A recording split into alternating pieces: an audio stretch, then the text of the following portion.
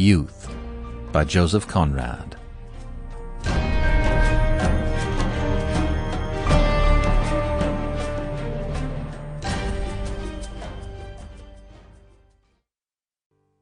This could have occurred nowhere but in England, where men and sea interpenetrate, so to speak, the sea entering into the life of most men, and the men knowing something or everything about the sea in the way of amusement, of travel, or of bread-winning. We were sitting round a mahogany table that reflected the bottle, the claret glasses, and our faces as we leaned on our elbows. There was a director of companies, an accountant, a lawyer, Marlow, and myself. The director had been a Conway boy. The accountant had served 4 years at sea. The lawyer, a fine-crusted Tory, high churchman, the best of old fellows, the soul of honour, had been chief officer in the P&O service in the good old days when mail boats were square-rigged at least on 2 masts, and used to come down the China Sea before a fair monsoon with stunsails set alow and aloft. We all began life in the merchant service.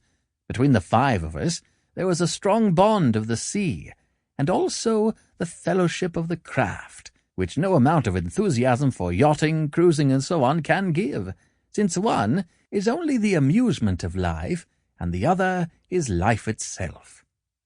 Marlow, I think that is how he spelt his name, told the story, or rather the chronicle, of a voyage. Yes, I have seen a little of the eastern seas, but what I remember best is my first voyage there. You fellows know there are those voyages that seem ordered for the illustration of life, that might stand for a symbol of existence. You fight, work, sweat, nearly kill yourself, sometimes do kill yourself, trying to accomplish something, and you can't. Not from any fault of yours. You simply can do nothing, neither great nor little, not a thing in the world, not even marry an old maid, or get a wretched 600-ton cargo of coal to its port of destination. It was altogether a memorable affair. It was my first voyage to the East, and my first voyage as second mate. It was also my skipper's first command. You'll admit it was time. He was 60 if a day, a little man, with a broad, not very straight back, with bowed shoulders and one leg more bandy than the other. He had that queer, twisted-about appearance you see so often in men who work in the fields.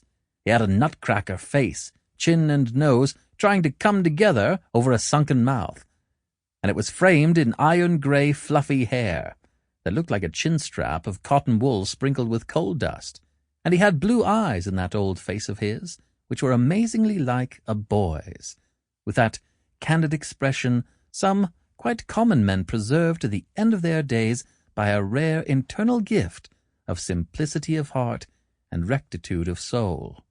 What induced him to accept me was a wonder. I came out of a crack Australian clipper where I had been third officer, and he seemed to have a prejudice against crack clippers as aristocratic and high-toned. He said to me, "You know, in this ship you'll have to work." I said I had to work in every ship I had ever been in. "Ah, but this is different, and you gentlemen out of them big ships. But there, I dare say you'll do. Join tomorrow." I joined tomorrow. It was 22 years ago, and I was just 20. How time passes. It was one of the happiest days of my life. Fancy, second mate for the first time, a really responsible officer. I wouldn't have thrown up my new billet for a fortune. The mate looked me over carefully. He was also an old chap, but of another stamp. He had a Roman nose, a snow-white, long beard, and his name was Mahon, but he insisted that it should be pronounced Man. He was well connected, yet there was something wrong with his luck, and he had never got on. As to the captain, he had been for years in coasters, then in the Mediterranean, and last in the West Indian trade. He had never been round the Capes. He could just write a kind of sketchy hand, and didn't care for writing at all. Both were thorough good seamen, of course, and between those two old Sample complete. Ready to continue?